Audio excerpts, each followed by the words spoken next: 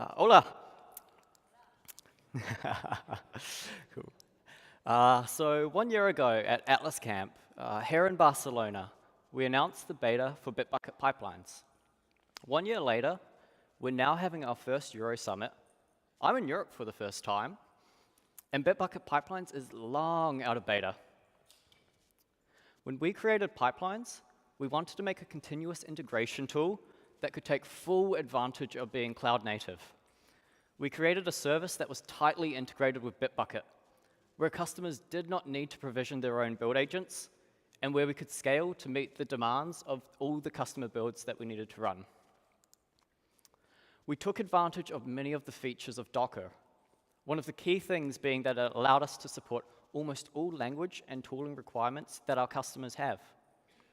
This enabled us to create a simple build interface, which could be extended as much as our users needed in order to run the build that they needed. With access to thousands of images in the Docker community, this was just a matter of a quick search online. Today, I want to share how you can find similar benefits to using Docker that Bitbucket Pipelines did. We use Docker for more than just running customer builds. We also use all of our production services in Docker as well. And we want to enable you to be able to use Docker as well, to improve both your pipelines and your production environment. So we'll start by looking at how you can practice continuous integration with Bitbucket Pipelines, incrementally building up the capabilities of your pipeline.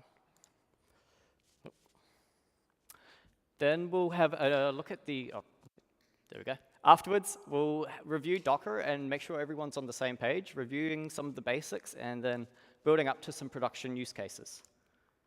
And then once we've covered Docker, we'll have a look at how you can use Docker to improve your continuous integration inside of Bitbucket Pipelines, as well as how Bitbucket Pipelines can help to enable you to build, test, and deploy Docker images. Finally, we'll recap on the key points we've learned in this session. So let's get started with continuous integration in Bitbucket Pipelines. So what is continuous integration? Continuous integration is a well-known practice where developers can receive fast, automated feedback about the code they're contributing to on a code base, enabling a team to know when their code is functioning or when it is broken.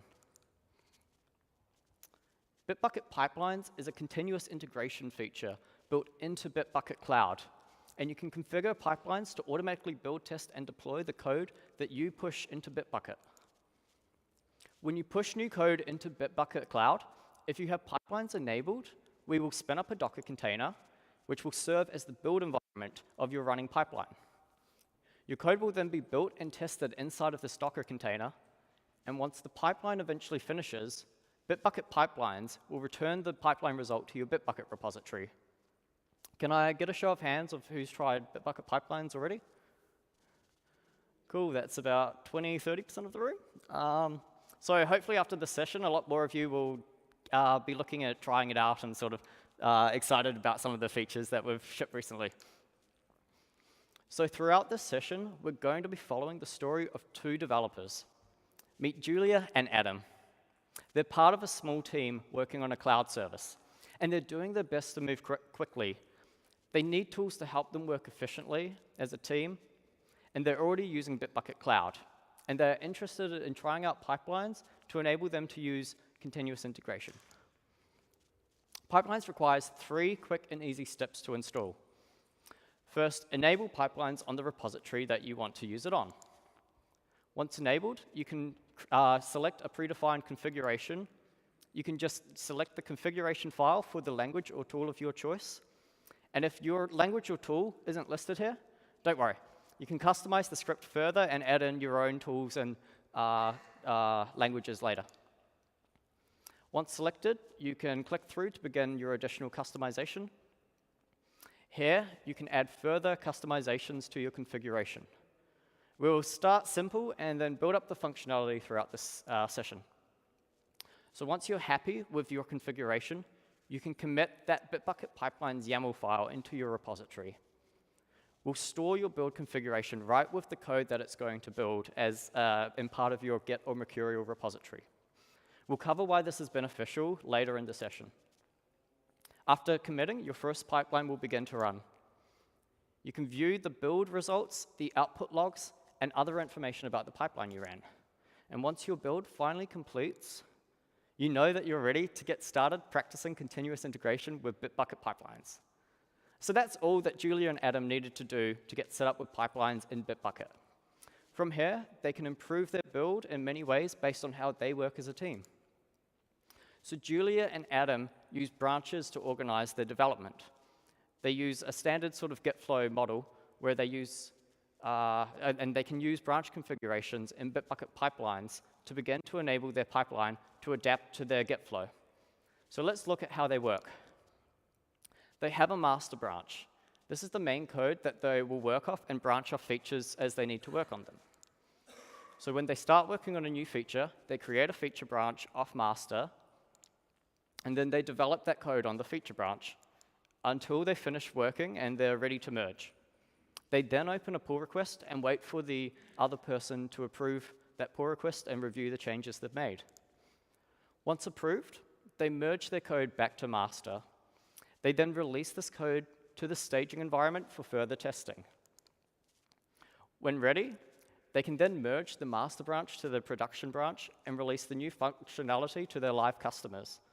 So let's have a look at how this would be configured in Bitbucket Pipelines. Here's a very simplified Bitbucket Pipelines YAML file that fits in with Julia and Adam's workflow. So let's walk through how this works.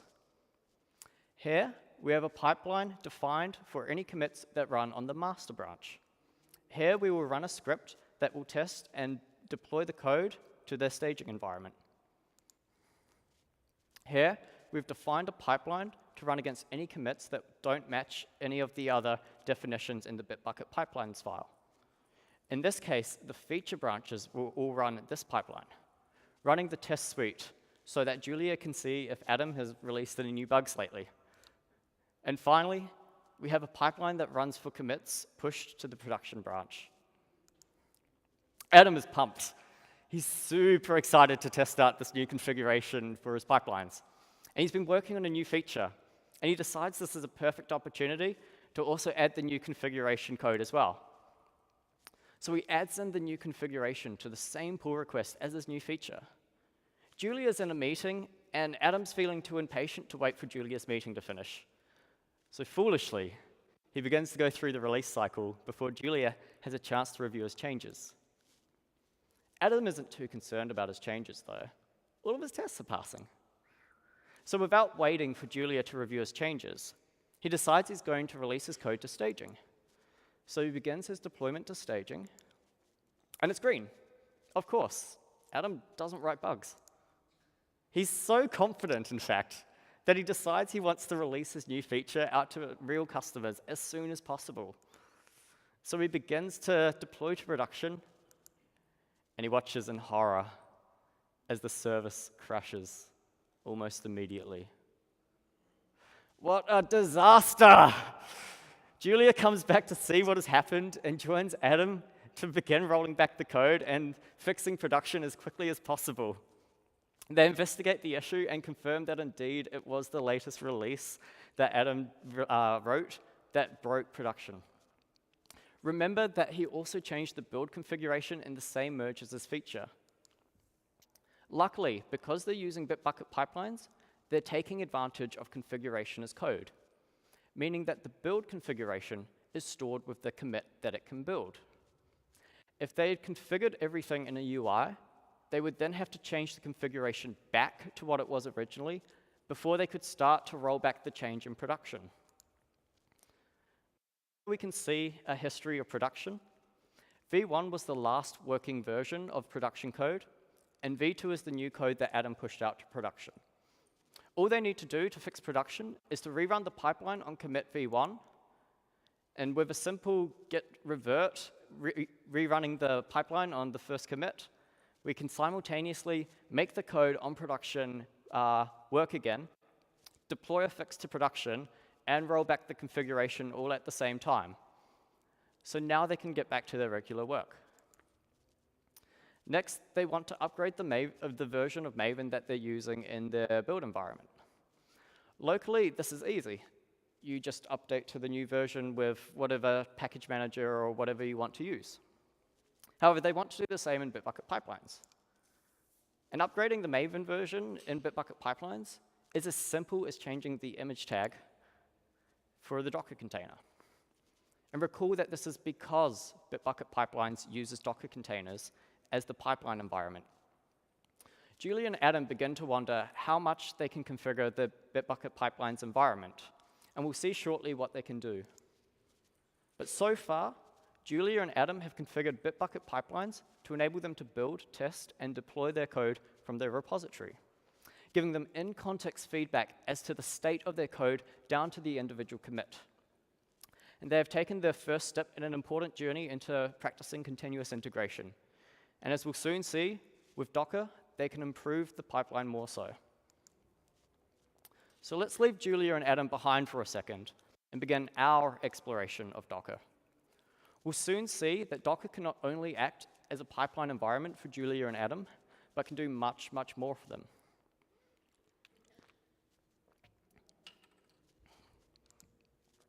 So who's used Docker before? That's about 90% of the room. And who's using it in production right now? That's about 30, 40% of the room.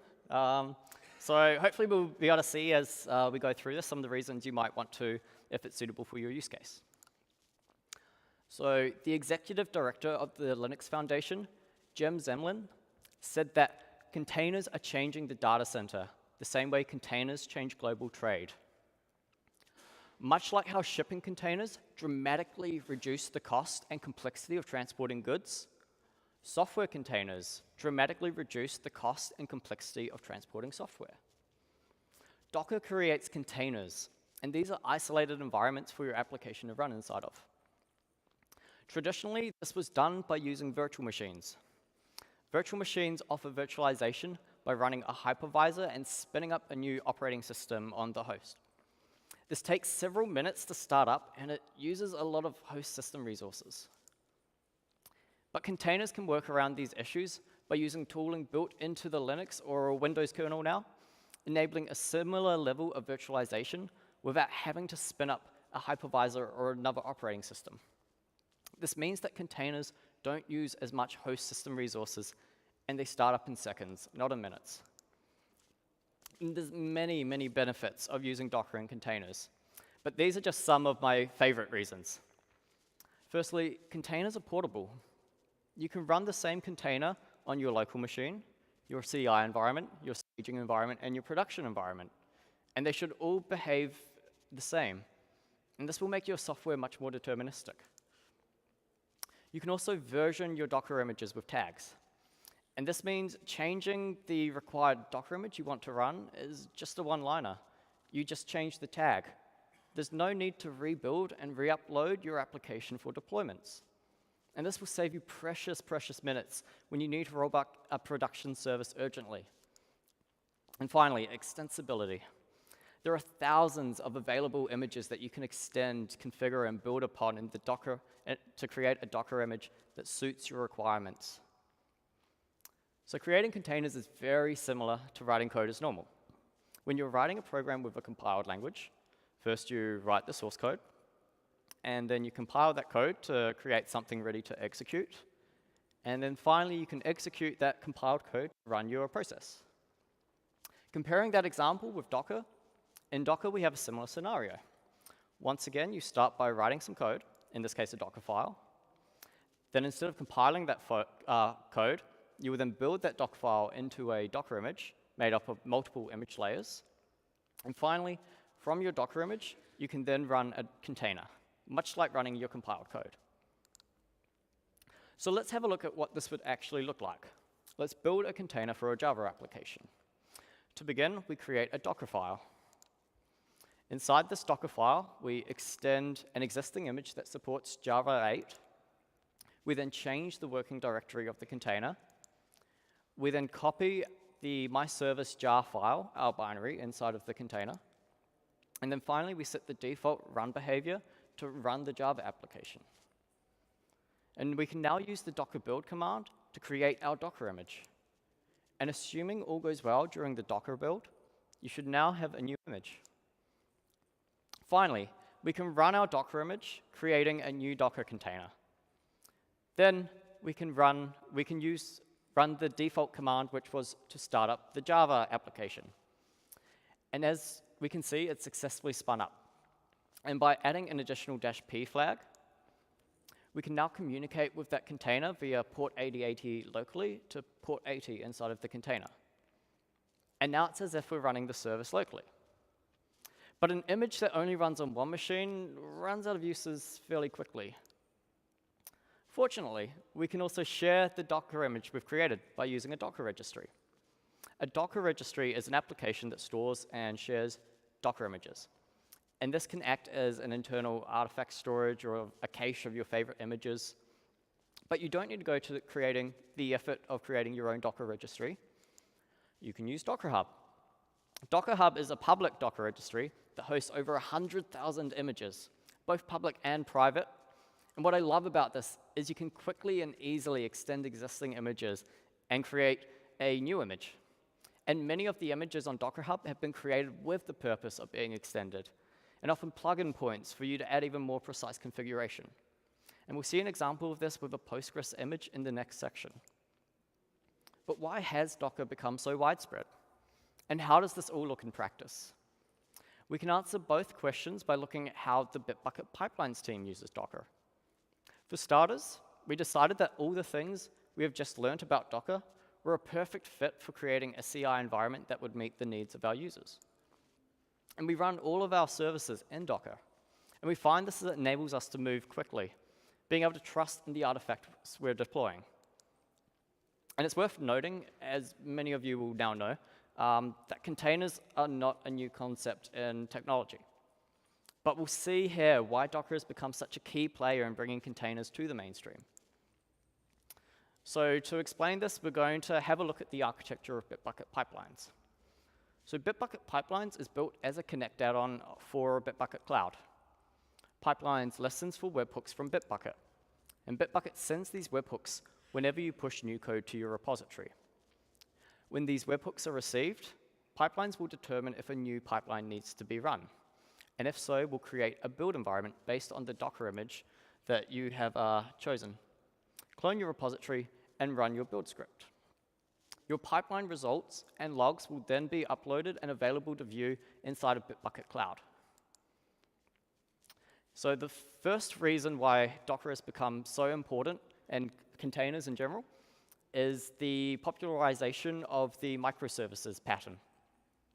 So microservices are an approach of solving some of the issues traditional monolithic applications have, such as constraints in how you scale components, deal with fault tolerance, and organize people. With microservices, you can scale out a specific service instead of scaling up an entire server. Likewise, if a single service crashes, a well-designed system can gracefully degrade and reduce, but not lose all functionality.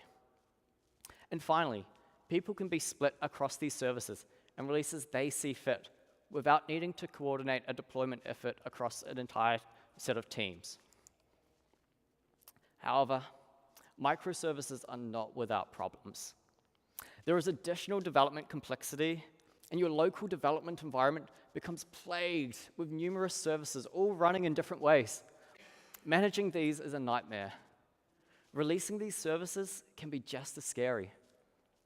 And because the code is separated, you no longer have compile time checking that all your services wire up as you expect.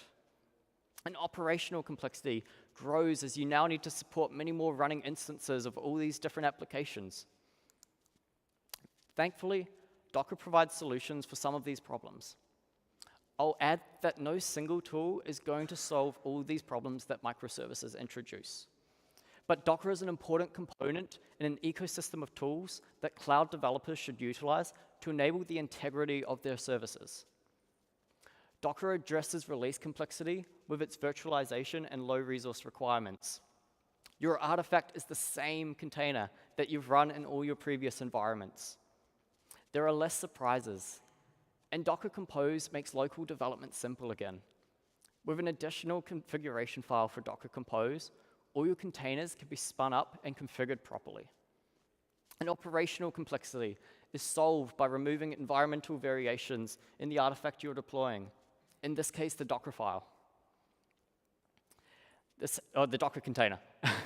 And this has allowed for an ecosystem of operational tools to be built that only need to know about containers, not your specific tech stack. So let's have a look at an example in Bitbucket Pipelines.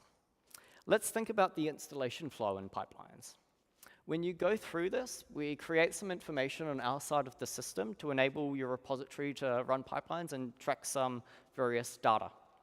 So let's consider a situation where I'm trying to optimize that installation flow and break the service responsible for creating new pipelines accounts. Whoops. In production. It crashes almost immediately, and we start getting alerts. And the Bitbucket Pipelines team is pretty quick to respond to the issue. You do that when you're getting alerted straight away. But thankfully, the service is not required for running customer pipelines. And because pipelines is made of multiple services, we can gracefully degrade and lose the pipeline's metadata that's not required for our customers to run pipelines. The team is going through the standard incident process, but we are running the core functionality as necessary. And once the development team fixes the issue, we can rest easy. Our users weren't affected for their builds, though. And because we were using Docker, we didn't need to worry about fixing a server and making sure that configuration had changed. We could just kill the old image and then deploy an old working version of the code without needing to worry about any of the unhealthy state being preserved.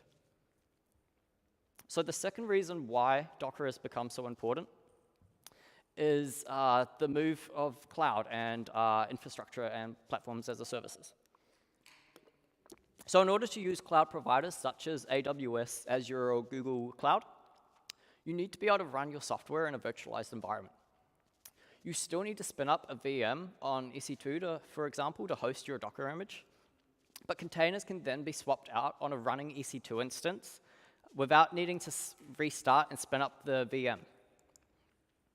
And you can also scale out your services easily, not only because they're virtualized, but because you have plenty of flexibility on how. You can follow the same pattern as before and deploy one container to one EC2 instance, or you can deploy multiple containers to a single instance to make scaling and resource utilization more efficient. The Bitbucket Pipelines team does both, and there's trade-offs for both approaches, so you should investigate to see which strategy would make more sense for your specific use case. And finally, because you have these options in scaling, you can save money. You can run one EC2 instance with all the necessary virtualization and then run multiple containers on there, requiring the overhead of only one virtual machine. And this reduces the cost of the VM overhead and requires less memory and CPU to run. And there's some balancing here, though, as if you over-provision, then suddenly you're losing the costs of these benefits again. But with proper investigation, you'll be able to determine the right size for you. So in Bitbucket Pipelines, when we run customer pipelines, we take the Docker image and we run it on an EC2 instance. So we ensure that there is always an instance available to start up customer containers on. However, if we used one EC2 instance per customer container, not only would we be spending a lot of money, but as a user, you'd have to always wait for a new instance to spin up. So we compromised by running multiple containers on a single EC2 instance. Obviously, there's some security overhead for this specific case, since we are running customer code, but the running costs are much cheaper, and we don't need to sacrifice the availability of build agents for our users. And finally, Docker is simple. Previous container technologies required the user to understand a lot of Linux knowledge. There was no one-line command to run, but instead configuration to alter networks and namespaces and control groups and more. Running a container took some reading. Knowing you were running a container securely took much longer. But Docker, on the other hand, only requires basic command line knowledge. It just works. And our Bitbucket Pipelines example for Docker simplicity, it's you, the users. One of the many reasons we chose Docker for the running pipeline environment is it's both simple to use and powerful to extend. And we've seen how easy it is to get started with Docker here, and we'll soon see how easy it is to integrate Docker into your own pipelines. So with these simple principles on how containers provide speedy and efficient virtualization, you can let Docker bring your development team to the next level. So let's talk about how we can apply our newfound Docker knowledge to empower your pipelines in Bitbucket, and how Bitbucket Pipelines can empower your Docker usage. So Julie and Adam have also been learning about Docker, and they want to start utilizing it in both the programs they run and also their continuous integration environment. And they have some specific problems that they want to address when they move to Docker. When running their programs, they can't initially be 100% sure if something was broken due to faulty code or a faulty system configuration. This wastes their valuable time trying to track down a bug, when in reality, it could just be some bash environment variable not set. And they have an increasing number of services in their code base. This increases the complexity of running all their code on a single machine. And their team is growing, and they're finding they're spending more time helping fix development environment issues than actually onboarding new team members and getting them to write code. So for starters, we can make fairly trivial changes to their Bitbucket Pipelines environment, such as adding support for Python in their current container. They might want to write some additional scripts that use Python instead of Bash, for example. So first, they can take their current image from their Bitbucket Pipelines YAML file, in this case, Maven 339, and install Python on it. Now they can build the image, run Docker login, which by default is configured to point to Docker Hub, and then push the new image to Docker Hub. And now they can build the image, run Docker login, and then push the new image to Docker Hub. Okay. And then they update the image that they're using in Bitbucket Pipelines. Assuming the image they created is public, pipelines will be able to pull it and run the builds as normal. If the image is private or hosted on another Docker registry that isn't Docker Hub, they can still access this image. All they need to do is add the registry address and the login credentials into the image field. We strongly recommend, though, to use pipeline secured environment variable features for these credentials instead of hard coding them into your configuration.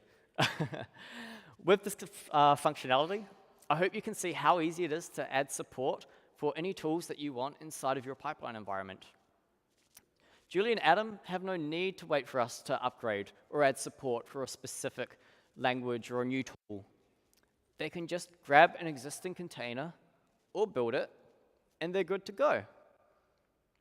But what if it doesn't just work? Well, they can debug it locally, because the Docker container should behave the same on their local machine as it does in the CI environment. So let's break down this bulky command.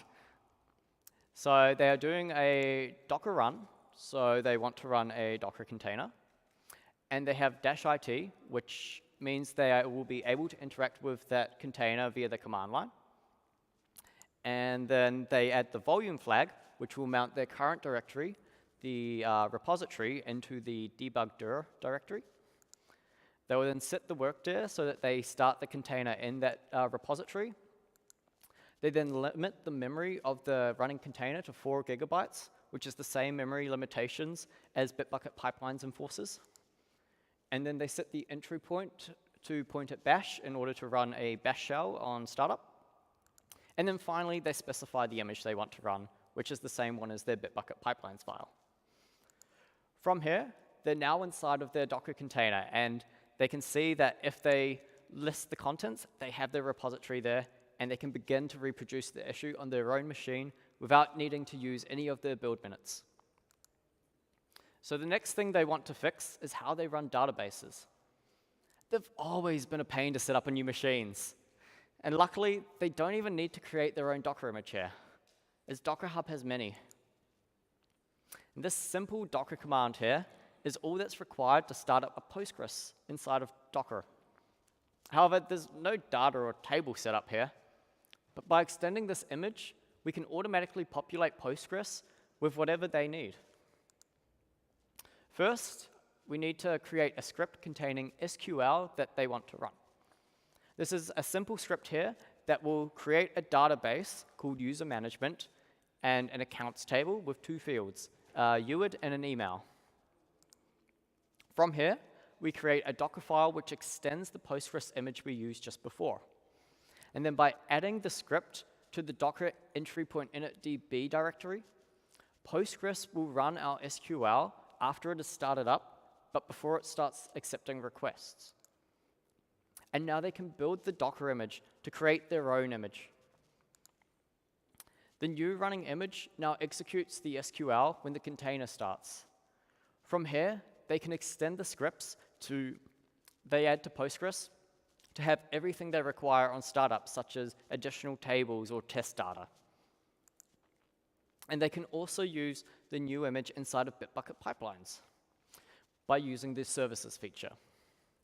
When your pipeline starts their build container, it can be connected to service containers to provide additional composability to the CI environment. This is done by adding a service definition, defining the Postgres image to their YAML, and then referring to that service in the specific step that they want to use it in. By using the services feature in Bitbucket Pipelines, we can connect our Postgres image with our main build, making the pipelines environment almost identical to the local environment. They can now test their code locally with the same exact Postgres image configuration as what the CI environment uses. And the database is now containerized. So no more will the team need to battle with setting it up properly on their machines. And even better, if the Postgres does get in a bad state, the container can just be killed and a new fresh one started up. So Julia and Adam are sold, and they're ready to Dockerize their services as well. So the service they're moving is a simple Java app. This is the same Docker file from the previous example.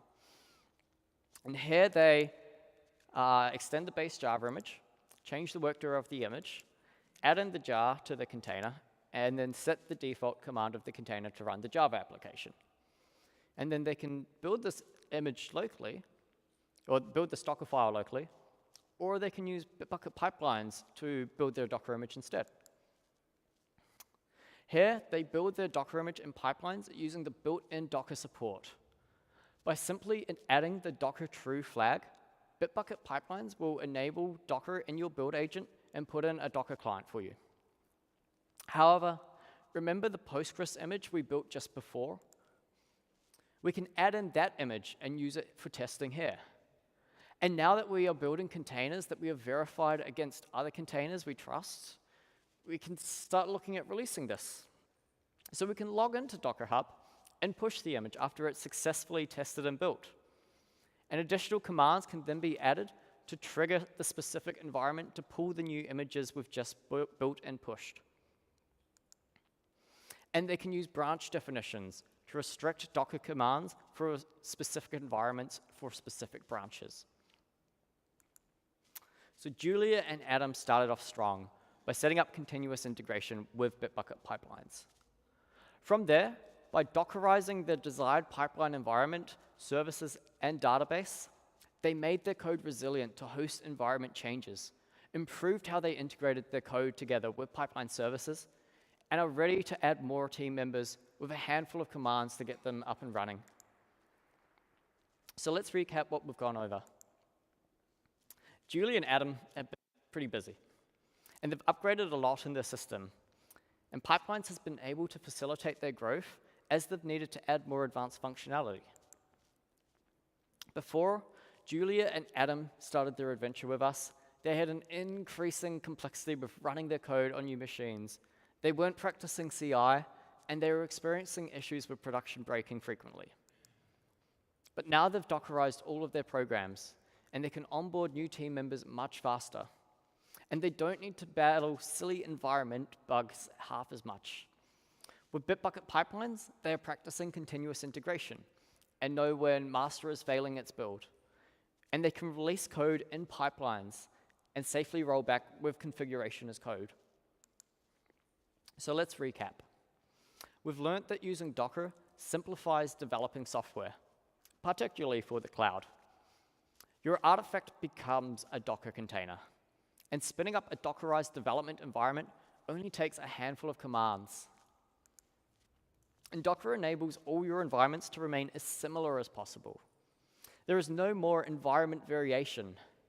What you define in your Docker image is what you should get. From enforcing that your CI environment reproduces production as close as possible, to being able to reproduce both on your local machine. And finally, Bitbucket Pipelines grows with your team requirement for Docker. And with our Docker support, you'll be building containers in mere moments inside of pipelines. So to conclude, with your deepened knowledge on how Docker fits into your development cycle, this is a perfect opportunity to see how Bitbucket Pipelines makes it painless to set up Docker in your own projects. Thank you.